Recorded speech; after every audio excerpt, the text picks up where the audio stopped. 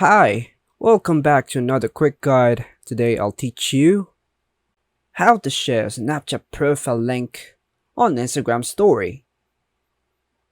And it's literally an easy process, so make sure to watch until the end of the video to know how it's done. To share your Snapchat profile link on your story on Android, you can follow these steps. Step 1. Copy your Snapchat profile link.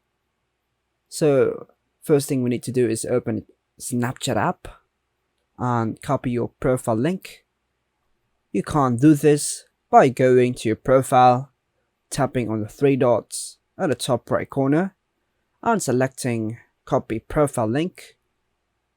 Now we have to launch the Instagram app on your Android device.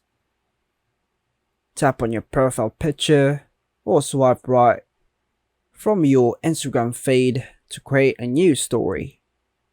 Step 4. Take a photo or video for your story. This allows you to add a link. Step 5. Paste the copied Snapchat profile link into the URL field. Instagram will automatically recognize it as a link. Step 6. Once the link is added, click Done or the checkmark icon to share your story. Your Snapchat profile link will now be visible to your Instagram followers.